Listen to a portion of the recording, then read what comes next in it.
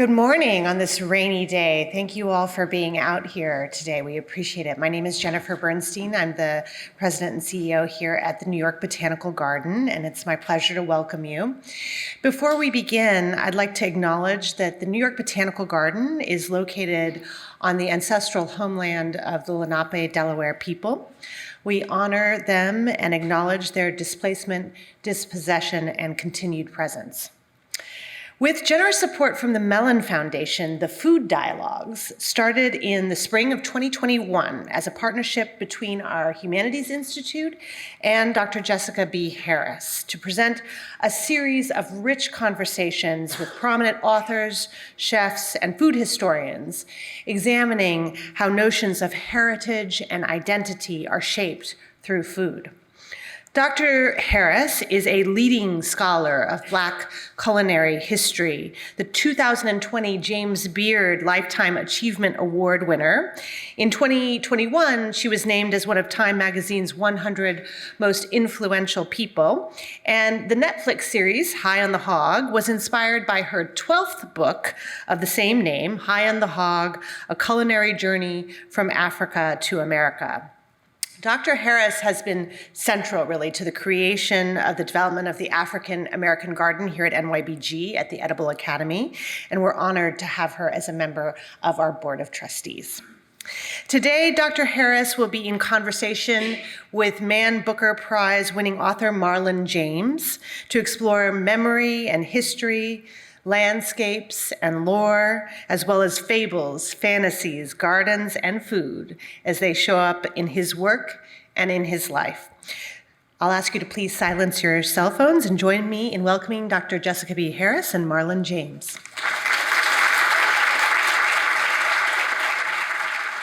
Thank you so much, Jennifer. You are, as always, amazing.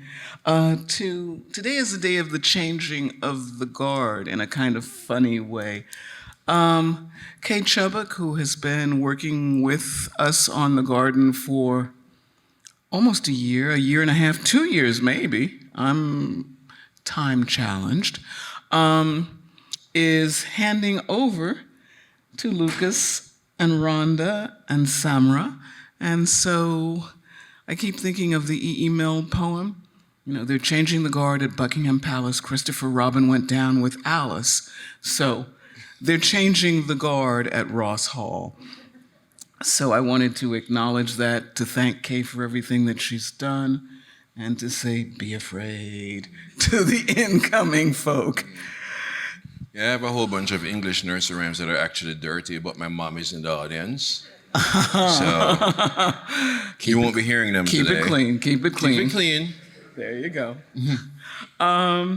Well, you've now heard from Marlon James before he was properly introduced. Marlon James was born in Jamaica in 1970. He is the author of the New York Times best-selling Black Leopard, Red Wolf, which was a finalist for the National Book Award for Fiction in 2019. His novel, A Brief History of 7 Killings, won the 2015 Booker Prize. It used to be the Man Booker Prize. It has gone on to become simply the Booker Prize. It was also a finalist for the National Book Critics Circle Award and won the Ainsfield Wolf Book Award for Fiction. James is also the author of The Book of Night Women, which won the 2010 Dayton Literary Peace Prize and was a finalist for the 2010 National Book Critics Circle Award in fiction. Yes, so far so good? And an NAACP Image Award. His first novel, John Crow's Devil, was a finalist for the LA Times Book Prize for First Fiction, and the Commonwealth Writers Prize. It was also a New York Times Editor's Choice. So needless to say, I genuflect, we are in the presence of literary greatness. His most recent novel is Moon Witch, Spider King, the second in his Dark Star trilogy. Yeah? Thank you, yes. Yeah, thank you, and thank you for being here.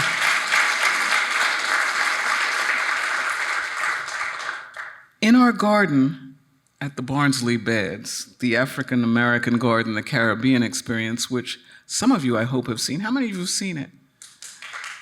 Yay, yay for those of you who've come. It's not the best day to see it today, but come back and see, well, come back quickly because it's going to go away. But in this garden, when we first started to make it, and we started to talk about the Caribbean, I said, you gotta start with sugarcane. Mm-hmm. You gotta start with sugarcane, because if it weren't for cane, the Caribbean would look very different indeed. So, we started with sugarcane and tried to create a series of gardens that would pay homage to the Caribbean experience. So my first question to you is, how would you define a Caribbean garden? And what plants would be your must-have plants? Oh, wow. I mean, I think a Caribbean garden is in some ways a British garden that overran itself. Because I think they're very used to these sort of neatly arranged things, and then that's fine until Love Bush hits it, and it's really pretty and yellow, but it's going to kill the plant. It's I grew up in a sort of a Jamaican version of the suburbs, so there's a lot of croton. The really flowery leaf. It's funny. I keep trying to grow it here, and it always dies. We have to talk to Toby about that. But it's in some ways it kind of it reflects class. Like I know in our backyard there was a cherry tree, there's a mango tree. So your garden is either sort of a food provider, or it's something to make your house look beautiful. And sometimes that may be even based on class. Like you pass somebody's house and there's just bougainvillea spilling over. Right. And I don't think we had that. Around the center of us, we actually had maca bush. And I'm sure there's another name for it, but I don't know it. Anybody know another name It's for a maca thorn. bush? It's a really big thorn bush. Okay. I guess you can't climb it, although I remember once falling into it. My mother doesn't know this story. So there are plans for protection, and you grow them as a sort of a barrier, as for safety. There are plants for beauty like croton and rose and hibiscus, lots of hibiscus, which just happens to be called Jamaica. And of course, plants for sustenance, fruit trees, and a lot of root vegetables. And also, what do you call them? Tall grass. Like there's this song, some may plant piece of corn down a gully. Because you have any heavy tall grass is a piece, cane piece, corn piece. Of course, rich people say, he planted peas and corn down the gully. I'm like, that's not it, you idiot. Well, explain, first of all, gully, and then the peas and the corn. Well, I mean, we don't, corn here, I live in the Midwest for like 13 years, and corn is used for something completely different. It's grown like how we grow sugarcane, and for the mostly it's used to make high fructose corn syrup to just make the Midwest fat. Whereas in Jamaica, I think corn is still, a staple. It's a fruit, it's a vegetable, where you roast it or you grind it, you make porridge with it. So it's basically almost directly from farm to table, as opposed to farm to processed to somewhere else. To table. To the table, yeah. The middle, triple, second, third, fourth, 300 people in between the process from farm to food is eliminated. But yeah, it's because corn is technically a grass, as is sugarcane and bamboo.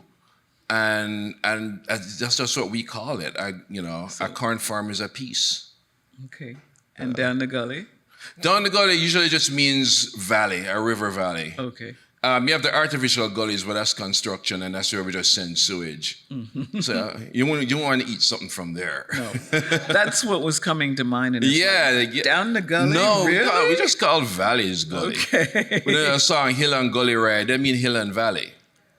Okay. But we say hill and gully ride instead of hill and valley ride. See, I'm a very faux Jamaican. My only claim to Jamaican credibility is that I spent Hurricane Gilbert in Jamaica. Wow. That must have been something. It Where? was. I'm hardcore Jamaican now. I spent Hurricane Gilbert in Constant Springs at a girlfriend's house. Wow. Was the roof there when it was over? Yes, but we watched others go on. She lived in an old-fashioned house that had hurricane straps. Oh, right. And so you would hear, it sounded like horses. It sounded like horses over the roof. Yeah. And then you just saw the other little tin roofs blow off like razor blades. Yeah. It's like, oh my God, but it was an experience. It was, where we were, the first wave of the hurricane, we didn't think it was anything. It was like, okay, whatever. And then the eye, which is the creepiest thing you'll ever been through because it's completely quiet. And then the second wave came, and that's when we went, okay, Gilbert, respect. Respect too. Yeah. And I didn't think anything, although the mango tree in the neighbor's yard split in two and fell on us. Ooh. But it's prefab, it's fine. But then it wasn't until we went out into the street and saw every light post down. Dark. And I'm like, oh God, this is bad. Yeah. And I realized why Constant Spring was called Constant Spring. Because the springs came up out of the road. You'd be driving down the road and there'd be this geyser, and it would just be the springs. And I learned how to eat, but not appreciate, boiled green banana and liver. Boiled liver for breakfast. Yeah. Because the bananas all came down, and so you had to eat something, so we ate. But Boiled green banana I'm okay with. Yeah, boiled liver, no. That was probably bad liver. No, I like liver. Was it tough? I like liver. I don't like it boiled. Well, boiling is just part of it. You're really supposed to stew it. Oh, okay, maybe. And if it's tough, then that person can't cook. So I'm just saying, you may not have been given the best girlfriend food. not here. I'm not saying anything. We're gonna add it on the list of things I'll be cooking for you. Extricate hoof from mouth. Move on. Okay. Just add it to the list of things I'll be cooking for you. Okay. And I mean, because we have. There's food in our conversational future, but we're also going to get a little bit back to gardens. Right. And so, your first garden memory. What was the first garden you remember? The first garden, it would probably be two. It would be our own, because I remember my dad planting crabgrass. Planting crabgrass? Yeah, which is funny, because crabgrass is a pest. Yeah. Yes, I'm not sure why we had a garden of crabgrass. It was probably resistant. Probably. For one thing, nothing is going to touch it. I remember that. Old enough to remember when a lot of the cherry trees were going. Again, we had a lot of fruit stuff in the garden. So there's a season when you just plant red peas, and a season when you plant corn. So it was always sustainable before we used that word. And that was very big. The family was very big on that. There was like a soursop tree, and we used to even use the leaves to make tea. Of course, lots of mangoes and flowers at the front. And I also remember going to Hotwa Gardens, our botanical garden, which was opened in 1873.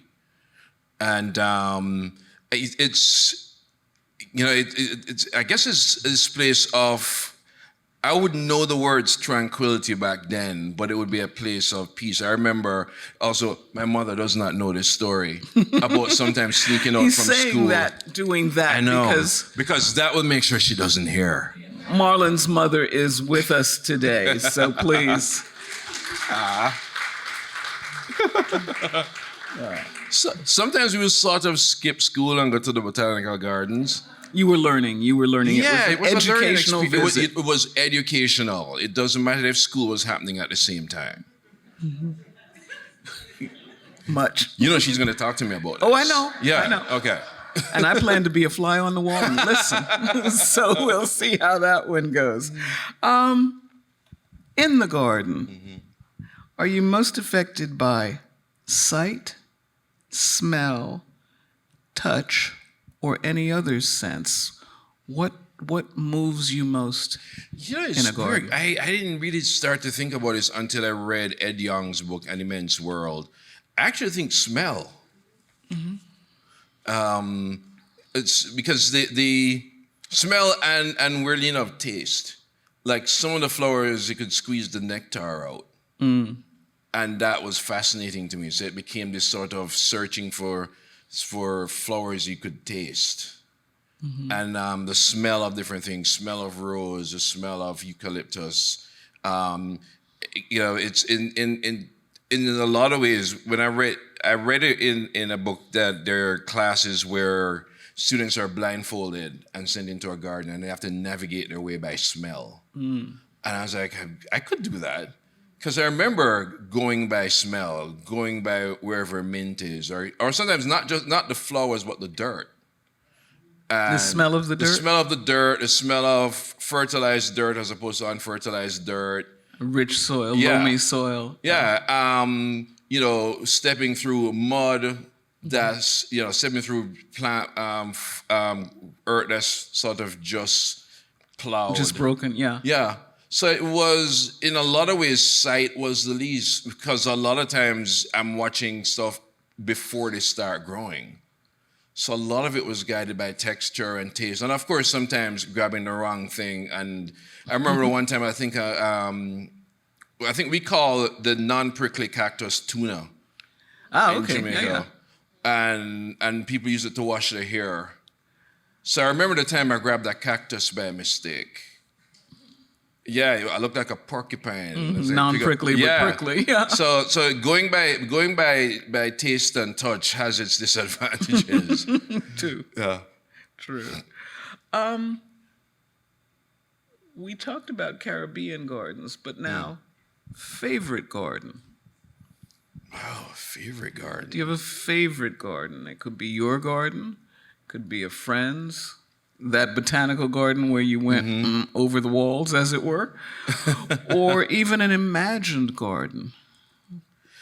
I mean, like a lot of kids, I read The Secret Garden and wanted one of those. I remember that. So explain that. Huh? Explain Well, that. because I think the idea of a garden being a place of escape, and I can think of that where even if it's as simple as hiding behind a tree or climbing up a tree, which I did a lot of when I was younger. Not all the trees were in our house. It got to the point where the trees were so tall I could climb from a tree in my house over to the tree in somebody else's yard. And you were doing that why? For lots of reasons. Did it have to do with teeth and mangoes? Maybe. Okay. Maybe. I mean, they're there. They're gonna go spoil. Might as Yeah, I well. gotta go. Yeah, I gotta. It's like, I'm doing them a favor. yeah, it's like community service. This is how I give back. So, so I remember. So the Secret Garden, definitely. I remember. I think the first garden I remember getting really lost in is my friend's garden in New Orleans. Because in some ways you think it's sort of left to grow wild and you realize, no, there's a purpose to it. And the thing about it is because she decided not to make it sort of this manicured garden, all the animals came back. Okay. And that was great. It's, the butterflies, the birds, and also the thing about what was interesting is letting our dog loose and not reining him in and watching the dog being carried by smell and also being carried by that. And it figures that it would be in New Orleans that I would see this. Well, New Orleans connects with Jamaica. I've always said that New Yeah. Orleans is the northernmost point in the Caribbean. Yeah. And if you think of it culturally and all the rest of it, even musically and all, it is the linchpin. It is a linchpin. It's funny. One of the times I was in New Orleans, it was on a panel talking about New Orleans being a Caribbean city. I also appreciate that you said Caribbean because when people say Caribbean, I go crazy. Well, thank you. Thank you. Because I had a girlfriend the Caribbean, like, where is that? Yeah, it was the Carib Indians, please. But yeah, the culture, a lot of the food, not being shy with spice.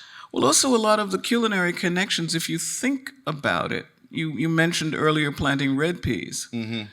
And that whole idea of red peas, which are similar to, but not the same thing as kidney beans.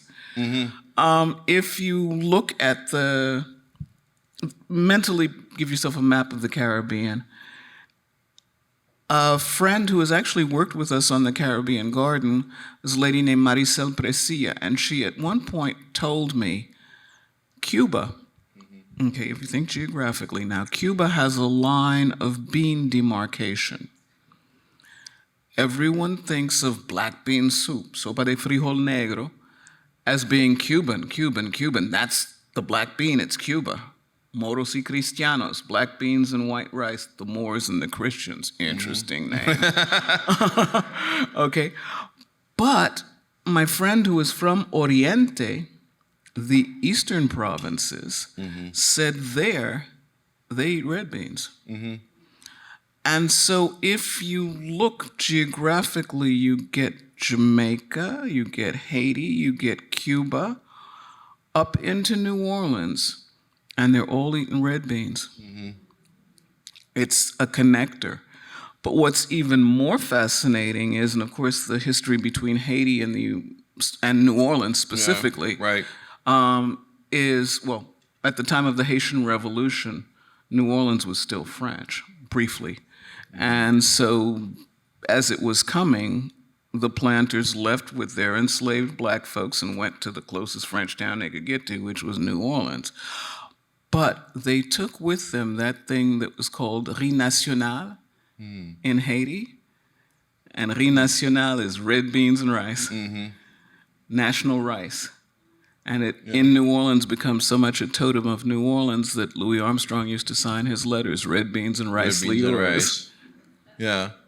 Yeah. So- I remember having red beans and rice here, and I was surprised that they were separate, that they weren't cooked together. No, they're cooked together. Yeah. Because I remember, or maybe it was, where it was, they poured the red beans on top of the rice. There are multiple ways. It's Yeah. just like the other, the African American, as in up from the South African American, last year's garden, y'all, okay, was black-eyed peas and rice. Right.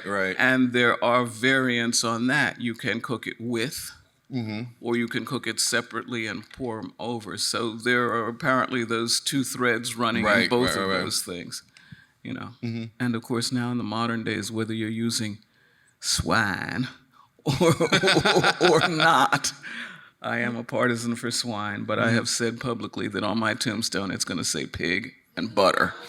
So those will be the two things Pig, that I butter. know will... Pig and butter. Pig butter, lard. Well, that's pig. That's pig. Okay, let's move off of food for a minute. Your trilogy, is it called fantasy fiction? How would you define it? I mean, I call it fantasy. I think some people call it speculative. But to me, all fiction is speculative.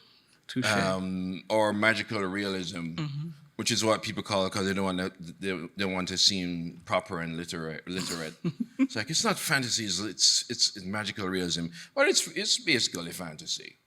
And it happened. So this happened because of an argument I had with somebody over the Hobbit movies, and it wasn't even the movie. They announced the cast, and I saw it. I'm like, oh Lord, here we go again. This all-white cast.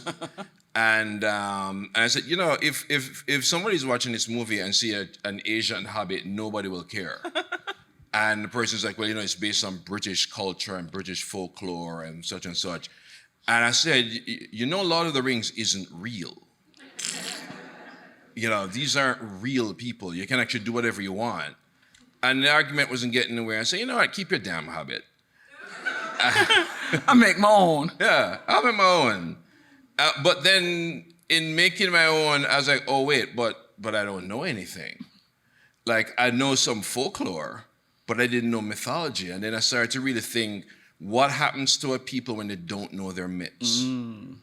It's funny. I ended up giving a lecture at the Tolkien lecture, which was funny. That joke actually went down well with the Tolkien family.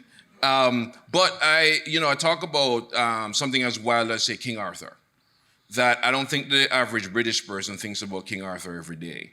Really? You'd think. You'd think. Shocked. I know. But a lot of Britannia and the essential Britishness comes from this mythology, because as long as you believe in Arthur, you believe in Camelot. And if you believe in Camelot, you believe the British were always sort of sophisticated and chivalrous when they were the most backwater in Europe. They were astoundingly dirty and just nasty. And when the Romans showed up, they were kind of appalled. I think, so in Italy, we bury our feces. We don't do all the stuff you do with it. So it's that mythology changed the sort of the actual history of Britain, and it's tied, and it filters into everything. That's why it's such a foundational myth. Then I start to think, what happens if you grow up in the diaspora and you don't have those foundational myths? And that's when I started looking for those stories, because I actually started to feel kind of headless. When I learned Caribbean history, at the beginning, the ground zero was slavery. The first thing I remember learning at Musgrave Prep School, me and my older brother went to Musgrave Prep. The first thing we learned to memorize was Christopher Columbus discovered Jamaica in 1494. That was the first thing I learned to memorize. And discovered. Yeah, discovered. Turns out he was a flat earther. People think he went to make sure the world was round. No, homeboy was a flat earther. Yeah. There be dragons. Yeah. But just sort of bringing back that sort of mythology, and then what happens, when I read Lord of the Rings, I see Christianity all over it. When I read Harry Potter, I see a response to Christianity over it. A lot of people aren't Christians, but they are Calvinists. So what I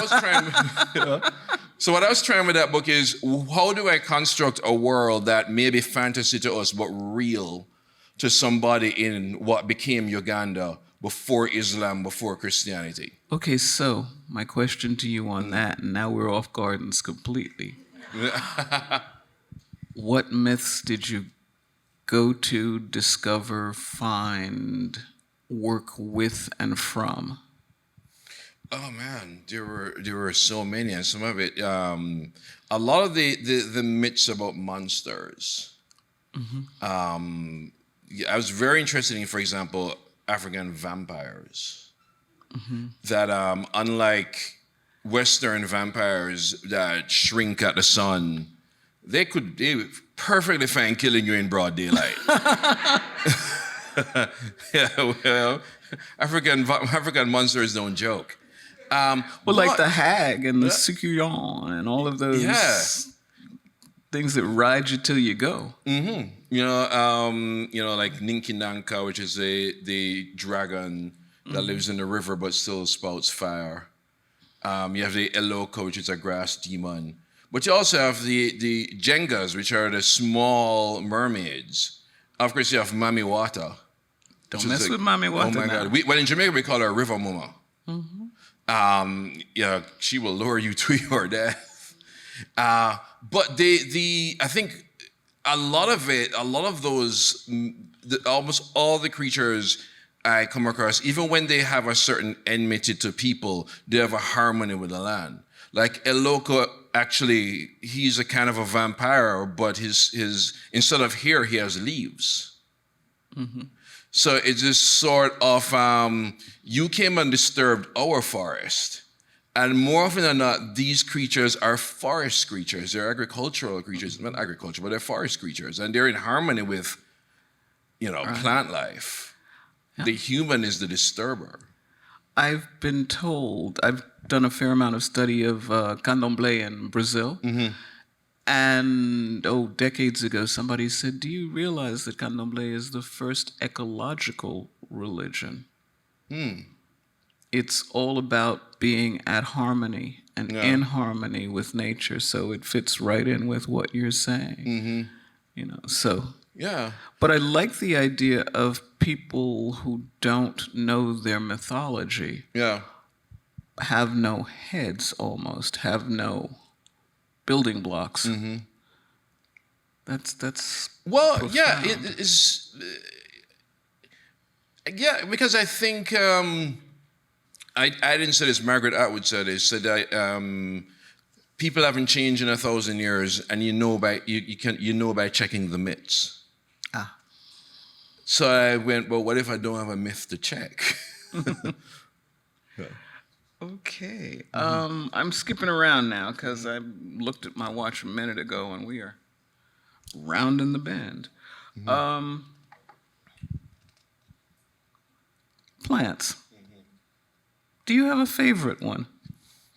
Do I have a favorite plant? And is it a permanent one or one that changes with the seasons, the locale, or anything like I'm trying to that? think of the plant in my house I've had the longest. So it's not a Jamaican plant. So you proud plant daddy? Yeah, I'm a huge plant daddy. Much to the annoyance of everybody else. Yeah, my both floors are completely green. What do you grow the most of? Mostly different variations of palms, because I travel a lot as well.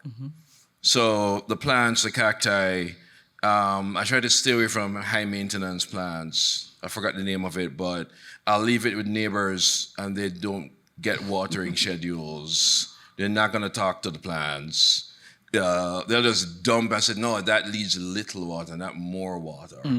I'll come back and half of my plants are yellow. I'm like, they're starving, so I kept feeding it. I kept getting more yellow. I go, that's why they died, you idiot. Favorite.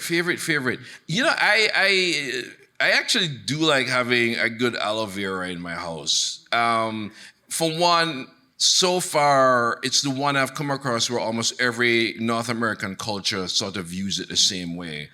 As healing, as mystical, as good luck. In fact, the plant in my house was a gift from a Mexican friend. Okay. Do you keep it in the kitchen? No, I keep it in my office. Okay.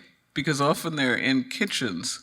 Because if you burn yourself, of course, You just immediately, yeah. In The Jamaica, salve is good. I think we call it Cinco Bible in Jamaica. I have put it on burns and so on, but so I have it right beside this Nkizi and Conde.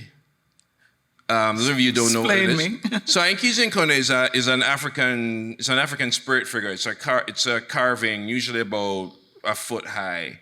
And it has a mirror on the chest and like hundreds of Nkisi. nails. Yeah. Hundreds of nails all over. And, you know, if you want to stop a curse, you can hammer a nail in. If you want to drop a curse, you can Hammer a nail in. I got one of those by my door. It looks out. Yeah.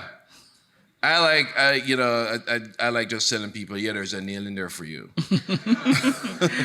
Keep them in line. So the palms would be your favorite plants. Yeah. Okay. We've talked a little bit about food. I've read that you were a major home cook, although I've never eaten chez vous. Hint, gonna change. hint. Yeah, We're here okay. now. Yeah, all right. We'll make this happen. Every second Thursday. So Okay. now the whole audience knows. Right. So they're all gonna show up. I mean, I don't get to come by myself with myself. I get to come with the crowd every second guess. Thursday. All right, I'll do that. What's your favorite plant-based dish to prepare? Wow. Favorite plant-based dish. So when I was growing up in Jamaica, we'd get callaloo all the time. And I really hate callaloo. Weird enough, except as a sandwich, which is weird. But I was at a friend's house. He's from Ghana. And I had efo and I've never had it. And I'm like, what the hell is this? And then I realized, oh my God, this is callaloo before the slave ship. So now I cook callaloo efo style, and it's my absolute favorite thing. You know, the ground crayfish. Yeah. Of course, if you're allergic to shellfish, I think you can just have ground herring or so on. Yeah. Um, That gives it that kind of Yeah. funky, musky, Yeah, the kind of stuff undertaste. where if you want to, I tell some of my friends, if you want to really enjoy eating it, don't come around when I'm preparing it. Yeah. because Yeah. you can't handle the smells that are coming It's- from my kitchen. Pungent. Yeah, I have it kept in 3 vacuum bags Yeah, in my yeah. in my kitchen. Well, in Senegal, they have what they call gedge and yet, and they are dried mollusks.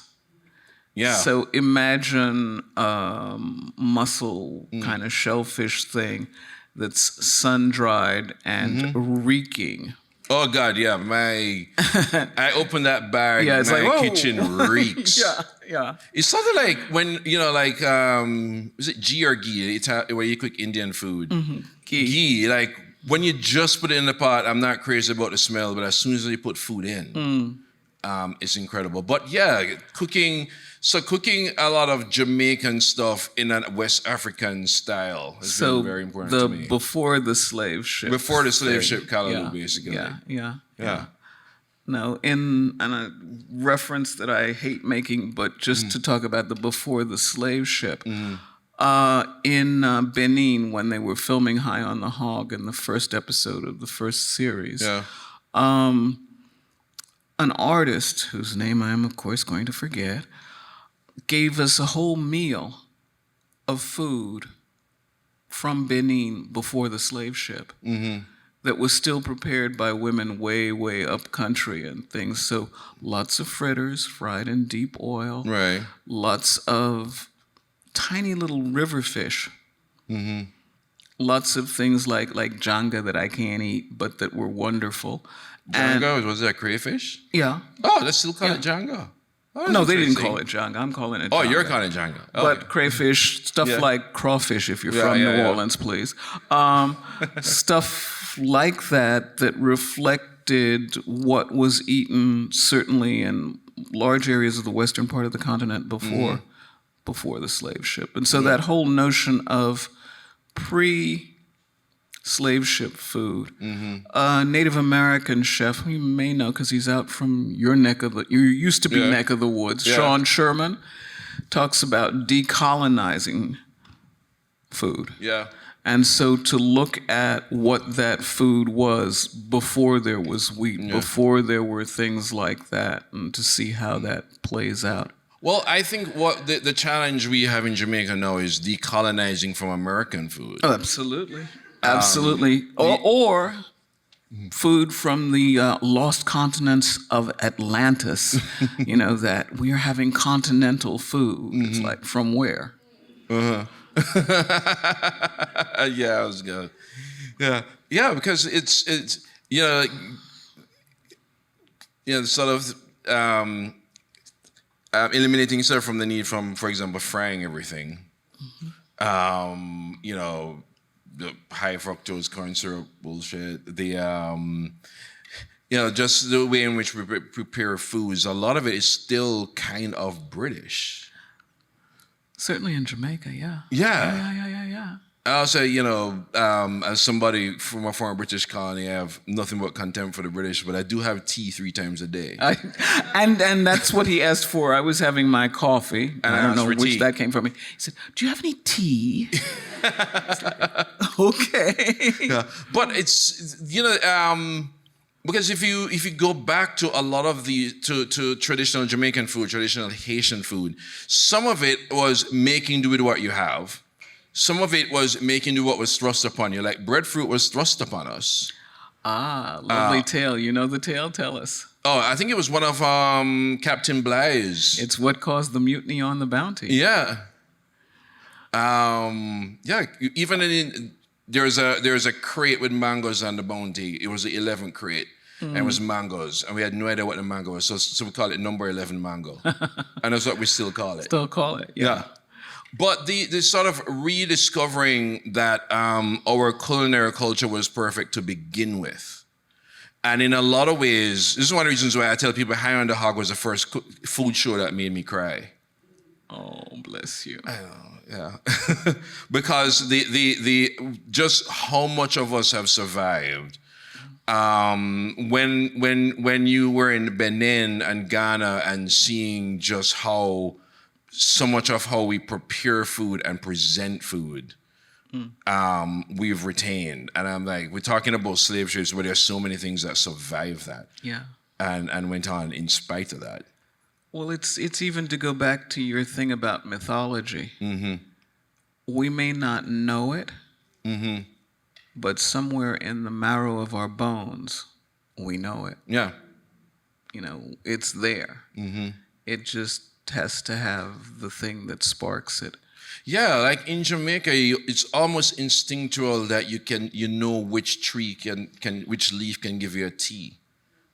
Speaking of which, we have something over here. You tell us about it and What's tell this, us why it's Cerasee? here exactly. Yeah, well, see, my memories of Cerasee aren't all that great. It's what you drink before school to sort of wash out. Can I get an amen from the Caribbean people? I think you just did. Yeah, I mean, wash out we say, but it really was in today's parlance we go, it's your preschool detox.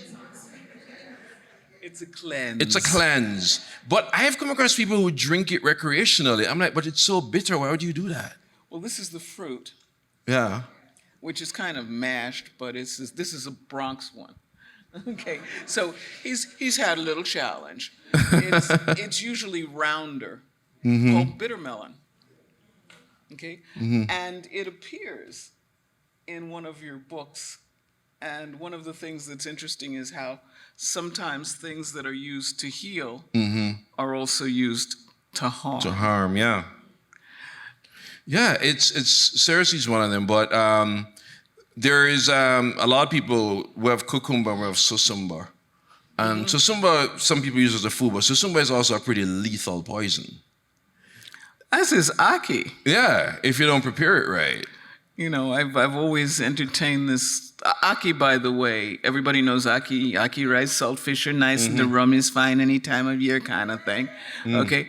But aki and saltfish, incredibly important in Jamaica. However, aki is a sort of tripartite pod, for those of you who aren't Jamaican, and unless it opens naturally, it is poisonous. Yeah. Highly poisonous. So the Jamaican girlfriend with whom I spent Hurricane Gilbert once served me a dish of aki. I was like, I'm highly allergic to it. I discovered that day. It is toxic beyond imagining. She had picked it from her own tree. We're still talking, so I think she likes me. I don't think she was trying to kill me.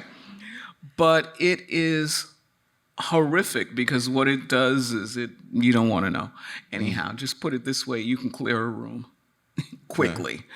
I've won a fight with other Caribbean people over this, by the way. Over Everybody's aki? asking who's the baddest. And I go, look here, I eat aki. Well, there you go. And that was it. There you go. That was officially the baddest person in the room. That wins because I think of these dishes of, first of all, if people don't cook in copper in the Caribbean because you scratch copper and it becomes toxic. So imagine aki cooked in copper. Yeah. Have some aki masa. Oh, I'm dead. Yeah. Well, I mean, food was a big part of slave resistance. Absolutely. And which is why, one reason why I wrote Book of Night One is we have this idea, and we still say it now, that house slaves have it easy. And every now and then they will call somebody a house N-word. And I was like, no, you don't understand. Yeah. I mean, every dinner was a matter of life and death. Well, proximity was not necessarily a blessing. Precisely. And one person started to cough, somebody's getting whipped. Even if it had nothing to do with the food and he just shouldn't drink red wine. So it was an absolutely dangerous thing, but it was also a real seat of power, which is, yes, I know what to do to keep the master sleeping for 4 days. And what to do so that the mistress will have a rectal explosion in the middle of that ball. Listen.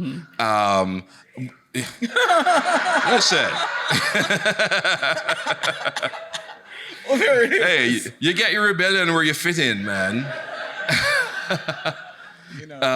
But yeah, and the funny thing is, a lot of but it's also this delicate game. It's not just the Japanese with fugu; it's Jamaicans with cassava, Yucca, if you prepare it wrong, it will poison you. Yeah. Susumba, the same thing, Aki. A lot of times people forget to pull the pink heart out. Or, you can tell if somebody split it open with a knife or forced it open. Yeah. Usually I don't trust it until the shell is actually a little wrinkled. Mm-hmm. So it's open for a while. Obia, which is, for want of a better word, Jamaican black magic. But a lot of it is potions. Absolutely. Yeah, or a lot of it is agricultural. Like those of you who want somebody to fall in love with you, I'm going to tell you how to do it. It's gross. So you have to get something that could be rice, and you sort of stuff some in your choice of underwear, and you wear that for a day, and then I don't know how you're going to get the rice chunks out, and then you sort of cook it. I'm telling you, listen, this has been proven. You cook it, and then you have the person you want to fall in love with you eat it. Okay. Bear in mind, sometimes it's not love, but a violent obsession. So he may fall in love with you, but all your family drop dead because they're in the way. So just watch how much you do. Yeah, well, also, thinking about that. That's a very uncomfortable day you'll be wearing. Well, it's an uncomfortable day, but the bottom line is, please continue to eat rice. Don't, I can put you off rice for a lifetime. It's like, I like rice. I prefer rice to potatoes, but I'm going to think about it now. Especially if somebody you know is like, you're on a date and rice is on the menu. No. Rice is not a first date meal. Or the first time you're over for dinner, don't eat rice. Yeah, no home cooking. That would be probably back off of rice and just make a general rule. No home cooking until you know somebody a little bit better. Yeah. That was my biggest move, though. Uh-huh. That was like, I'm going to cook you some soup. Yeah, that would be the problem. Yeah. Mm-hmm. Now, your mama's here, so we're not going So down we're not that going line. Just reminding. Yeah. Okay. I have no idea what the time is or how our time is going. Because clearly we could go on and on and on. I think we have gotten to the time, though, where I'm going to ask, would you read us Oh, sure, yeah. a small passage of something? Requirements that it has to involve a plant. A passage that involves some plants. So this is from Book of Night Woman. And the main character, her name is Lilith. In Jamaica, we don't say Lilith, we say Lilith. So I come to America and I start saying things like water and Lilith. There's no Lilith, it's Lilith. Anyway. Few days before Christmas, Lilith walking around the back of the house, despite Homer warning her about Johnny Jumpers. Robert couldn't see her, but he make her pass. She feel him watch her all the way till she reached the little dirt hill and turn around the corner out of his sight. Lily walked until she come to a row and row of pretty flowers and little trees all waiting to plant in the master garden. The plants under a big shed that make out of thatch roof and 4 posts. A woman be watering the plant in the back where the flowers and the trees almost hide her. Uppity nigger, I can smell it from here, the woman say, before she turned around and faced Lilith, who clutched her dress and tried to not look frightened. The woman studied her from head to foot and hiss. How are you the mistress' favorite? She find special work for you yet? Gordon get up from the ground and go over to 3 clay flower pot that just get water. Rose, Gorgon say, my plant that. Pretty like dress, but will stab you. Like woman be sometime. Me never come, then what you come for? To make friends, sister? I don't keep friend. You see them flowers? Them be the only thing in the world that need a soft hand to touch it. Hands that don't kill nothing. That's why white people can't grow flowers. Them kill everything them touch. Yeah, that's where I'm gonna stop.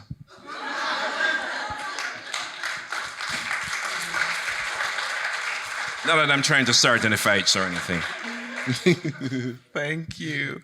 I don't know, do we have time for questions? One or two questions? Somebody at the back there. Okay, if you could be very loud. I don't know that we have a microphone to get to you. Yes, you. Hi, this is not a question. I just wanted to know that Marlon James went to Wilmer's Yes. school in Ireland as well. And so, since this is about food, I brought you a copy of our Wilmer's cookbook. We have a cookbook? You know, I used to be the Wilmer's archivist when I was there. Yeah. Oh, thank you. So, ooh, we got more.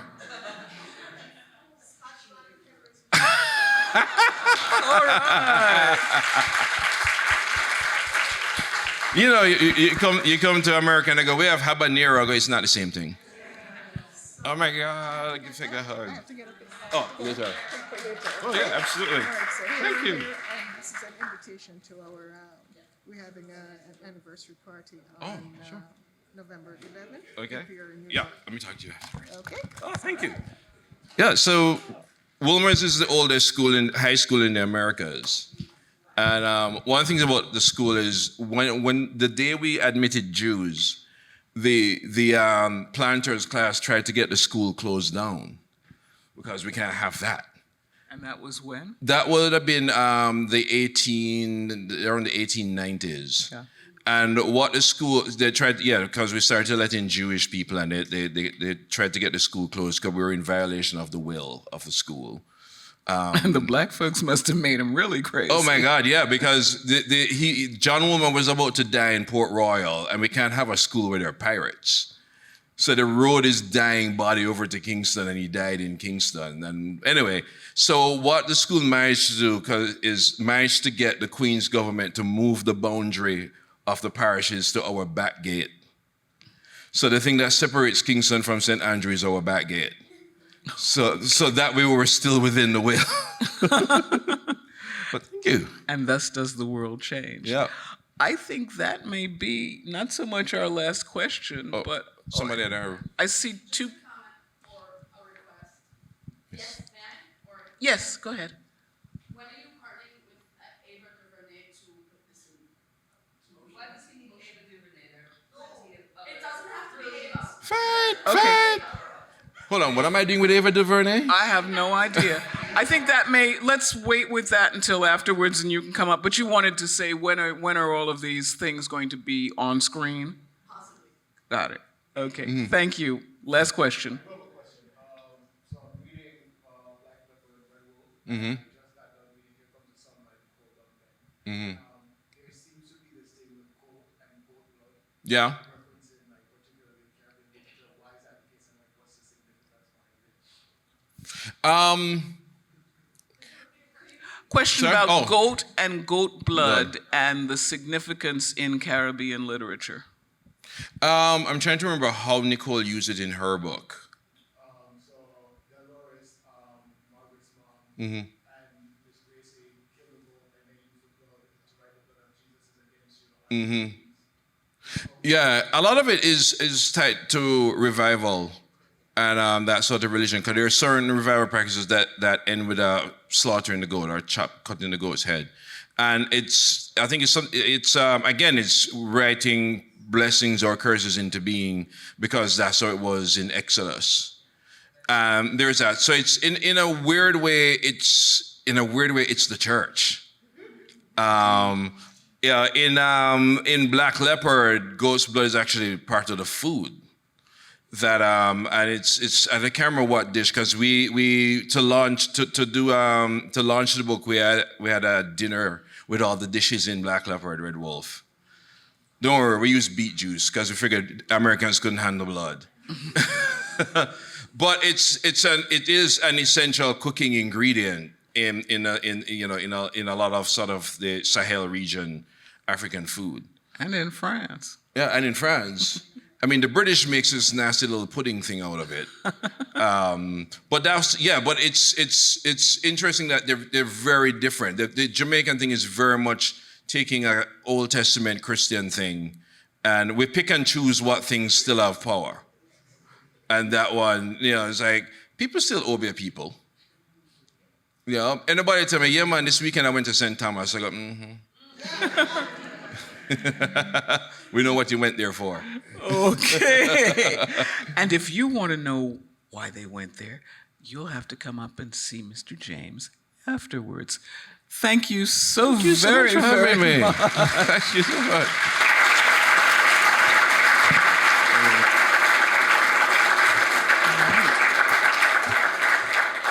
Good afternoon, everyone. I hope you enjoyed the program today. Just in closing, my name is Rhonda Evans, and I am the director of the Lou Esther T. Mertz Library here at the New York Botanical Garden. The Mertz Library is the home of the Humanities Institute, and we are honored to have hosted this program today. We would like to thank all of the NYBG staff for putting together such an amazing event, and we want to especially thank Dr. Harris and Marlon James for this inspiring and engaging conversation. And thanks to all of you for coming out and being part of this experience. So although it is a little rainy today, I hope that you make the time to stay and enjoy the garden. And also there are books for sale in the Ross Hall Gallery. So thank you again for joining us, and I hope that you have a safe and enjoyable day.